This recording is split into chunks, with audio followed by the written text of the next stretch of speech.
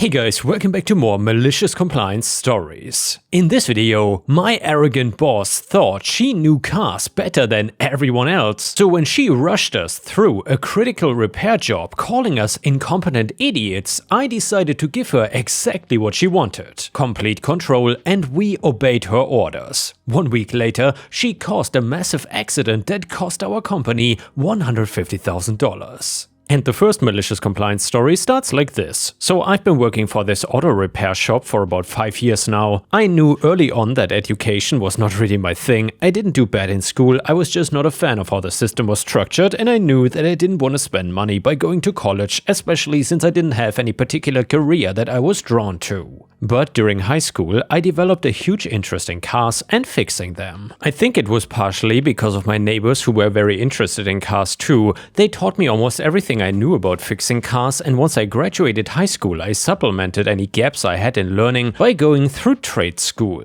Once I was done with that, I jumped around a few auto shops, but finally landed on my current one and have been working there ever since. The people here were a lot friendlier, and I enjoyed working here more than I did at the other places. Our company is not incredibly huge or anything, nothing like Jiffy Lube of course, but we have a few shops set up throughout the cities around here. How our company works is that our overall group of technicians, which is around 10 people, is split into groups when we work on cars. We usually work individually on smaller repairs, but for larger issues, we like to work together to get the repairs done faster. Speed and efficiency is one of the reasons why our shops are so popular. While we operate, we are usually supervised by our managers. There's a team of them, and there's usually 3 or 4 every shift. On this particular day, a customer came in with a problem with their brakes and their transmission, so a team of us were sent to work on the car. Managers and teams are assigned as it goes. You'll usually never get the same group of people or the same manager multiple times in a week. But this time I was assigned with some good buddies of mine, but unfortunately we got assigned the worst manager on our shift. For privacy's sake, I'm calling her Karen. Karen was just an insufferable person to work with. She liked to believe that she knew everything there was to know about fixing cars.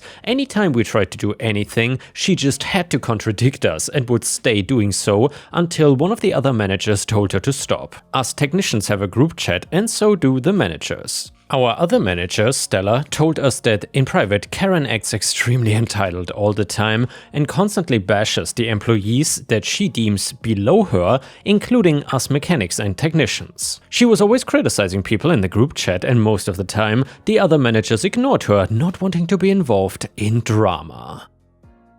To be honest, I've worked under her for so long that I'm not even shocked by it anymore. I know that Karen had to work her way up to become a manager, so I'm sure that she knows as much about cars as the rest of us. My deal is, why does she have to act so incredibly entitled and narcissistic? But not only does she act like a know-it-all with us, she outright insults and degrades us to our faces. Once my friend misplaced an item. It was not particularly important and he was new here, so obviously he did not know any better. Karen screamed at him, called him an idiot, and called him a horrible employee that should be fired. In my opinion, if anyone should be fired, it should have been her.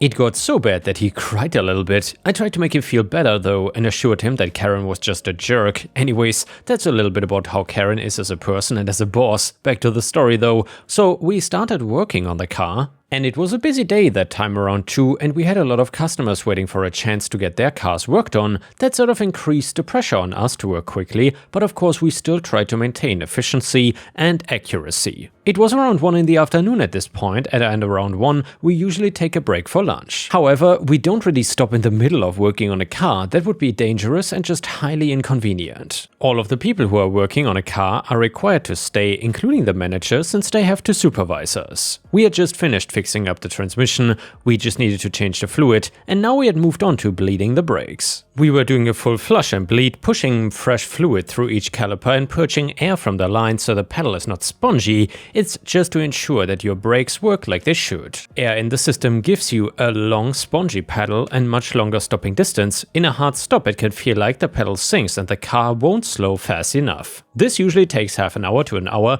depending on the situation, so it was not a particularly long or strenuous job. Most of the time working on this specific car had been taken up by working on the transmission, and the brakes should have been relatively easy. But we were cutting close to lunchtime and it was obvious that Karen was getting antsy. She usually just hangs around and makes sure we are doing what we are supposed to, or ensuring that we are not putting ourselves in dangerous positions, just making sure everything is running as smoothly as it's supposed to be. But as the clock was getting closer, she began butting in, asking us if we were done yet, asking how long it would take us. I tried to calm her down and say that we had to take our time with this. I was hungry too, but I was not about to rush the job. 15 minutes past lunch, Karen started complaining even more than she already was. Karen said, "It's already 1:15. Are you people done yet?" Me, "No, we are not sure if it's ready yet." Karen, "How can you not be sure?" Me, "We're trying to do it thoroughly." Karen, "Move aside. Clearly you're just wasting time and we have customers waiting." My friend and I, annoyed, just moved aside to let Karen inspect everything. She quickly went across all the wheels and said, "You can already tell that all the air bubbles are out, see? That is why I'm the manager and you're not." I immediately recognized her tone. It was the exact tone she used every single time. She was trying to act like she was better than us or that she knew more than us. I was extremely skeptical about the brake fluid, but I said, "Of course, you're completely right. Who am I to doubt you? You're the boss, so I must obey your orders." I slid the repair order across the bench. "If you're calling it good, please initial the QC/road test box so we can release after the testing." She rolled her eyes, scribbled her initials, and barked at us to button up and hurry up. Again, both me and my coworkers were skeptical here, but we listened to her anyway. She was our manager after all, and she liked to remind us of it. If she knew so much about cars, why would we argue with her, right? So we replaced the brake fluid with new fluid and put everything back into place. Karen decided to take on the job of testing the brakes, saying it would take ages if she left it to us. I asked if it felt spongy or weird to see if there were any air bubbles, but Karen said it was fine, so we let the customer take the car. Afterwards we cleaned up and grabbed lunch. I also dropped a note in the team chat saying, "Per Karen's initials and own test, releasing vehicle, issues are fixed." And yes, I know, I was acting a bit maliciously here, but I wanted to make sure everyone was aware what we were doing, despite it being dangerous, because it was signed off by Karen and that she would bear full responsibility for it in case something went wrong. Fast forward to a week later, I was called into the office by our overall shop manager. I saw the same people I worked with on the car, including Karen, and immediately knew that something was up. Our shop manager explained to us that the car we worked on was involved in an accident. Essentially, they were coming up on a red light and of course tried to use their brakes to stop, but if you remember, Karen rushed us to finish up bleeding the brakes, and I figured that she must have genuinely skipped over checking for air bubbles, which as I mentioned could lead to your brakes failing, and clearly in this case, they had. The person tried to use their brakes but couldn't and ended up crashing into the car in front of it. Luckily, nobody was seriously hurt or killed, though they had to go to the hospital for cuts and pain from the whiplash. But they were still going at a pretty decent speed and ended up causing damage to the front of their car as well as the back of the other person's car.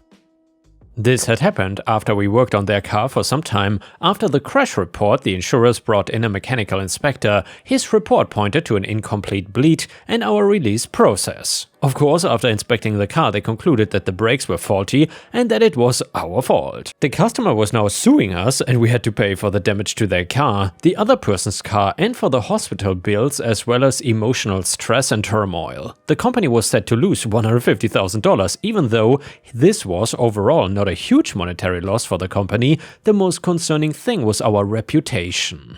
After all, it was our fault, and it was a good thing that it was only a minor accident. Mistakes like this, however, especially for our specific shop, were extremely rare, and my manager wanted to know what exactly happened that caused such a slip-up. So after our manager briefed us, we were taken away privately to speak to him. I explained to him that we were in the middle of fixing the brakes when Karen began to rush us, saying she had checked to make sure that it was free of air bubbles already. I also mentioned that Karen had been the one to test if the brakes felt spongy or anything of the sort, and she said it was fine. My manager thanked me and moved on to asking everyone else. I'm assuming everyone else said a similar thing because Karen was taken away by my manager, however not before screaming at us, saying that we were nothing but ungrateful rats who were trying to blame the problem on her. I knew arguing with her would have been a waste, so I just let her continue her tirade. Apparently she was fired right on the spot and had a week to return all her company belongings. I was glad to see her go. She had done nothing but boss us around trying to act like she was the best.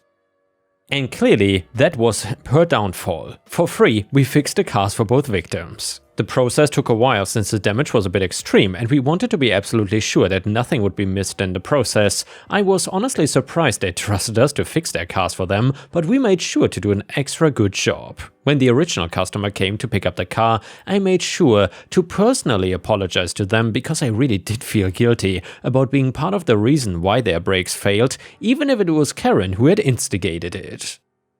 They were surprisingly forgiving and said they were just grateful it was not a serious crash. Honestly, I'm glad that Karen was gone. I knew she was horrible, but I didn't know she would have been so unsafe just to get some lunch. It was most definitely for the better that she was fired. And yeah guys, let me know what you think about this story in the comments. Do you think OP went way too far here, or would you have done the same? Let me know in the comments. Also, please leave me a like if you enjoy the Malicious Compliance stories. The next one is another Malicious Compliance story that is titled, "You Wanna Abide by the Contract? No Problem." So I work for an airline. Its policy is that it will pay for parking at one airport of the employee's choice so the employee can commute to work. My nearest airport is usually convenient, but sometimes it's easier to make the long drive to my base airport when I have a trip that makes air commuting difficult. My company owns a parking lot at my base airport, so they don't pay for individual parking privileges there. I wrote an email explaining my situation and asking for parking privileges at both my base airport and the airport nearest me.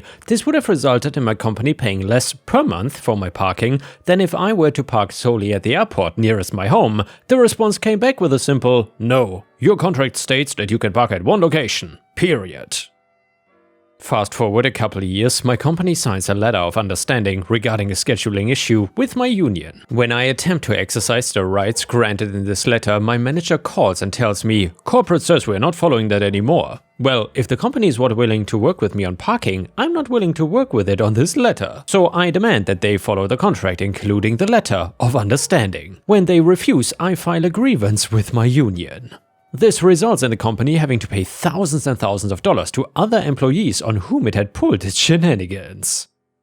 Employees who were not annoyed enough to file a grievance, if they want me to strictly follow the contract, I'm gonna make sure they do too. And the next one is another Malicious Compliance story, which is titled, "No Drinks at Your Desk." Fine, but don't expect me to answer the phones. So I used to work reception at a small insurance office in the UK. Policy was no food or drink at the front desk. Fair enough, but one summer we had a heat wave and no aircon. I brought a water bottle and discreetly kept it behind the monitor. One day the manager spots it and tells me, absolutely no drinks at the desk. Doesn't matter if it's hot, rules are rules. I asked, even water? And she said yes. So the next day I don't bring any. By 2 p.m. I am dizzy and dehydrated. I walk away from the desk and sit in the break room to drink water. Manager comes in and asks why I'm not at the desk. I reminded her that she said no drinks at the desk. I needed water, so I had to leave. Phones start ringing off the hook and clients are standing around waiting. I was told to use common sense after that and my water bottle stayed.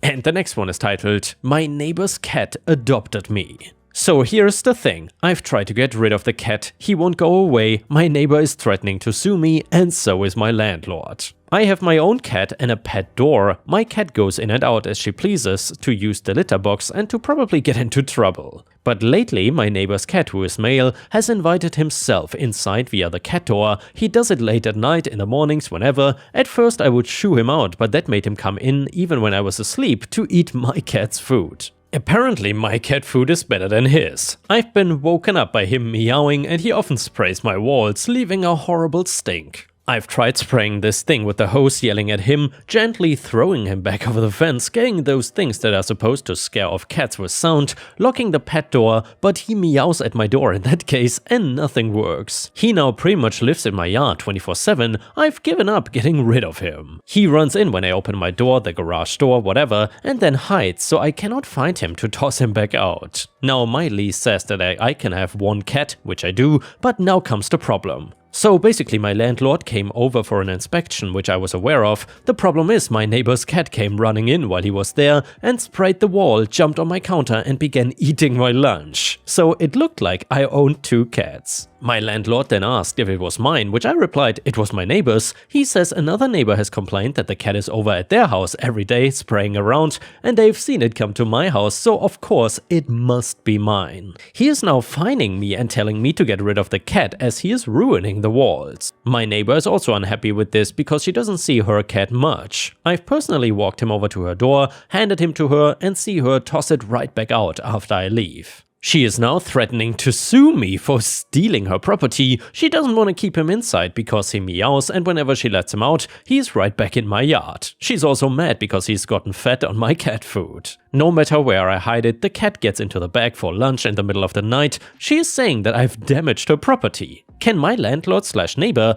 actually fine/sue me for a cat that I've tried to get rid of? How do I respond?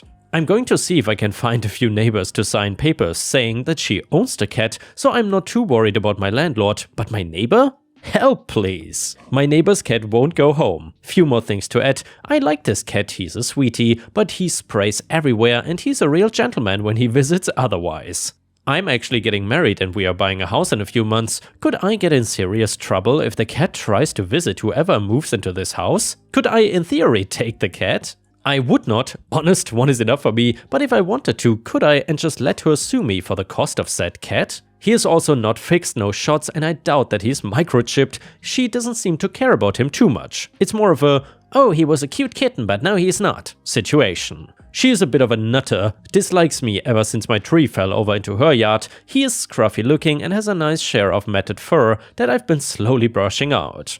Can I actually be sued for damaging her property for getting the cat fat? Can the landlord withhold my deposit for any damage he causes? Also, my cat is female and spayed, so it's not like she sprays walls. Edit, apparently people have problems with my sense of smell. I grew up with horses and 6 male cats to catch mice. I'm sure my sense of smell is shot. Also, vinegar and orange cleaner get the smell out in a jiffy if it's not been there too long. Seriously, try it. I'm sure this sounds more extreme than it is, and seriously, legal advice best of? Not worthy. I was tired when I wrote it, so I'm not sure it's a jumble. It's more of a, this lady is a nutter, am I actually gonna get served? Than a serious worry. More for my curiosity than anything. Update, so I asked my landlord, installing a special pet door is out of the question, he won't allow it and the cat sneaks in other ways. I once left a window cracked half an inch, he pushed it open and let himself in. I did get a neighbor to sign a letter saying it's not my cat. And by the way, Ripestars, just to quickly interject here, honestly, a cat trespassing on your property is definitely much more preferred than an entitled Karen trespassing. I do understand OP's worries though. Anyway, my landlord accepts that but now thinks that I'm encouraging it and need to solve the problem. After 6 months and $500, I've tried to get rid of it, I may end up calling the shelter. Update to the story, I tripled my efforts to get rid of him, and until he spent his nights meowing at my porch and upsetting my other neighbors. My landlord has now served me fines for A, noise, and B, damage caused by the cat. Because he comes into my house despite admitting that I don't own the cat. I did not get much in the way of legal advice last time, so I'm hoping for new advice. Can my landlord fine me for damages caused by a cat I don't own? Can I sue her for the damages? Edit, guys, I've tried to get rid of the cat. You seem to think that I go out feeding it every day. I haven't done that for months. I used to because I felt awful for it, but once he got old enough to spray out, he went. I know everyone thinks a water gun will solve the issue, but I'm being sued. This is legal advice, not cat advice. I just want to know if I can get the fines lifted from my landlord and if her suing me based on fattening up her cat and now making it skinny because I don't feed it has merit and if I should lawyer up. By the way, in terms of things I've tried, yelling at it, spraying it with the hose, getting little sound devices that blast air when it senses motion, hiding in my house and playing ninja to get out, locking my pet food up so my cat is unhappy, putting all the human food away, baby-proofing anything that he may get into, calling animal control, they are useless by the way, if the cat is not right there when they show up they won't do anything, talking to my neighbor, talking to her landlord, talking to my landlord, borrowing spray guns from my neighbors, locking my pet door, more yelling at him, etc.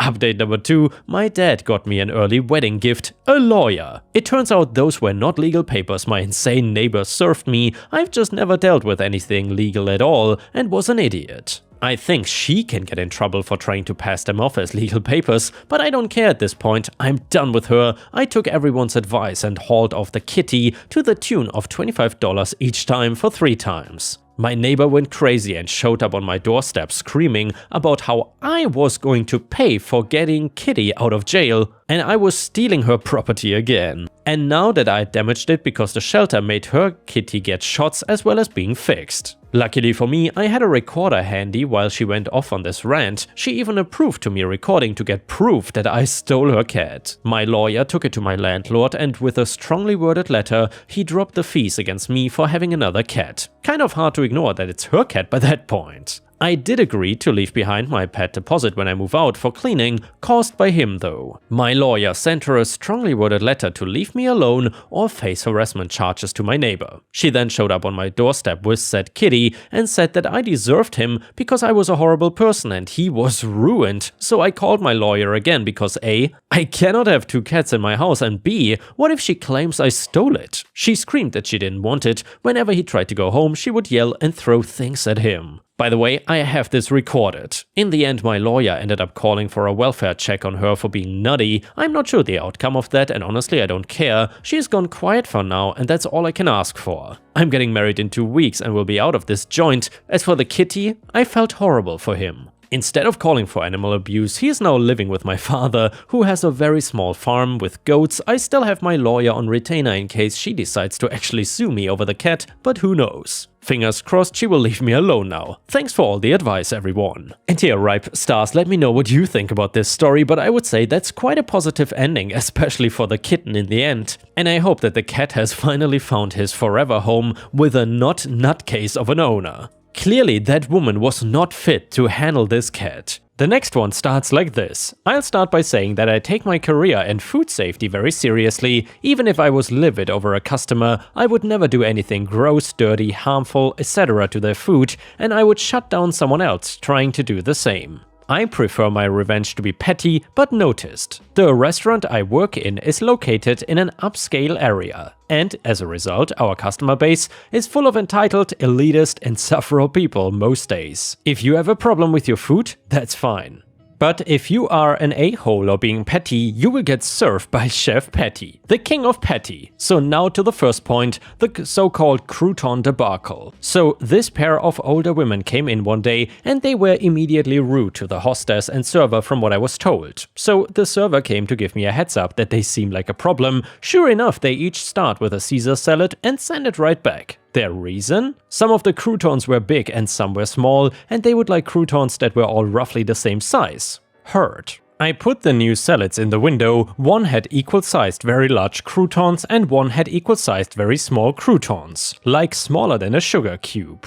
Apparently, they learned not to be petty because they shut up and ate them. In a pickle over pickles, we had a gentleman come in and order one of our burgers. He said extra pickles, we normally do 3, so each extra was 3 more and 12 total. When it went to his table, he said he wanted more, I gave him 3 more and he sent it back. At this point, it was time to shut this stupid stuff down. I took all of the pickles and scooped through the pickle bucket to find 20 to 25 of the smallest slices I could find. They were all about dime-sized. I loaded his burger up and I didn't come back. For reference, his original 12 pickle order was more than these 20 to 25 pickles. The next one, could I get some more onions? This regular always comes in and orders her burger with an obnoxious amount of onions. Normally we do 2 rings and she initially always asks for about 30. No BS, and then proceeds to send the server back 3 or 4 more times for a small plate of about 15 more. It's disgusting, and one day we were busier than usual when she tried to pull this again. Rather than having to keep stopping to accommodate her, I took the biggest red onion we had, pushed it through the slicer, did not separate the rings and put the entire onion on her plate. The server laughed her rear off when the lady left because she did not touch any of the onions. Apparently, she took great joy in making the server run back and forth, and that was a buzzkill for her. What am I supposed to do with this? We had a regular nightly customer place the same order for pickup 15 minutes before closing every night for 4 months straight. We hated her because she treated all staff she dealt with like crap, made ridiculous demands, and then no matter what, would send it all back to be refired even though nothing was ever wrong with the order. One particular thing she would do is order 6 shrimp pasta dishes and request 3 additional portions of shrimp for each one. But she did not want the shrimp on top like it comes, she wanted it on the side. No big deal, other than how she wanted it. She didn't want it all together, she did not even want the 4 total portions for each order together. Nope, she wanted each of the 4 portions for each of the 6 orders separately packaged. That takes a real long time to do, way more than necessary, all because she gets off on being difficult. So I was not having it one night, we knew she was coming, so all total I knew I needed 288 shrimp. Which she got individually packaged in 288 ramekins. She was pissed. She said, "What am I supposed to do with this?" GM said make sure they're all there, so she proceeded to count 288 ramekins as I watched from the kitchen with a grin. After that, she had no problem allowing us to start packaging it the way it was made to be and even started tipping. They eventually stopped coming, wins all the way around. And the next one is titled, "Did I Betray My Wife?" So my wife and I are both 32. Since we got married and moved in together 5 months ago, my wife has simply not made nearly enough food for me. This is not kind of a situation where I'm constantly agitated at her for incompetence or anything like that. Honestly, I would be more than happy to microwave a burrito. I would be more than happy to whip up a peanut butter and jelly sandwich. But the point is, I can't. My wife has, every single night of our marriage, done the same thing. She will make me a tiny dinner. I'm talking like a Chinese chicken salad with 30 grams of chicken and 10 leaves of lettuce arranged fashionably with dressing. When I finished eating, I'm still hungry because for a 230-pound man who works a physical labor job, it's not enough food. At first, I tried to openly communicate with her, but she always took it horribly. She would adopt a 1,000-yard stare and then begin talking about how incompetent she is and how she cannot even make her husband a proper dinner. I would try to calm her down with, "Oh honey, that's not the case, I just eat too much," or "Don't worry about it, I can make a bit more." I would just try to be overwhelmingly positive, but it never helped. She would always get incredibly disappointed in herself, cry and or take it out on me. Then she would make the exact same amount the following day. After the communication route failed, I tried to eat her dinners as is. And seriously, it became hard to sleep at night due to hunger and I lost 7 pounds in the first month. Eventually, I figured out my own system. On my way home from work, I started swinging by a fast food restaurant and getting myself a burger. I would basically pre-game her meals with some more calories. I figured it was win-win, as what she doesn't know cannot hurt her and I could have my fill of food.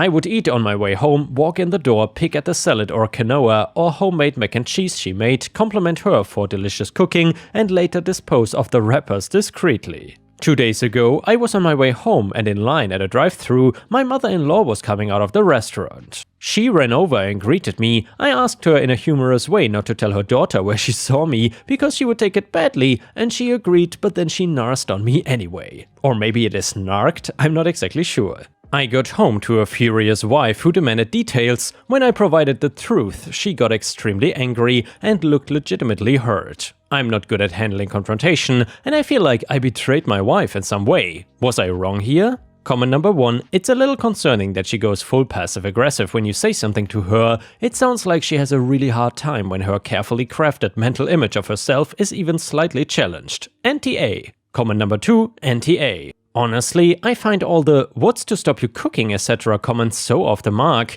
Would you say that if a man was controlling a woman's diet and guilting her for stopping for fast food or making a sandwich? Clearly OP and his wife have a setup where he does a physical job and she mostly cooks, nothing wrong with that. She is controlling his food intake and refusing to adapt to his dietary needs. She applies avoidance tactics when reasonably confronted. She is likely not eating enough herself for dinner based on the description of a typical meal. All signs point to an eating disorder. OP, get your wife some help please. And here, Ripe Stars, let me know in the comments what you think about this story. Do you think OP is being the a-hole here or not? And now let's read another fantastic malicious compliance story, which is titled, "You Want Me to Be On Time?" Okay, down to the minute. So the timekeeping system at my job runs on a 15-minute increment schedule. Basically, if you clock in during the first 7 minutes of the increment, it rounds you backwards to the start of that segment. If you're in the last 7 minutes, it rounds you forward to the end of the segment. Example, you clock out at 4:52, congrats, the system says you left at 4:45. Now, if you clock in and out multiple times a day, like for lunch, that is 4 punches and potentially up to 28 minutes lost or gained depending on where you land in those increments. Shortly after I started, I began getting flooded with emails about being short a few minutes on my timesheet and was told that I had to submit PTO, even though I worked full 8-hour days and sometimes even more.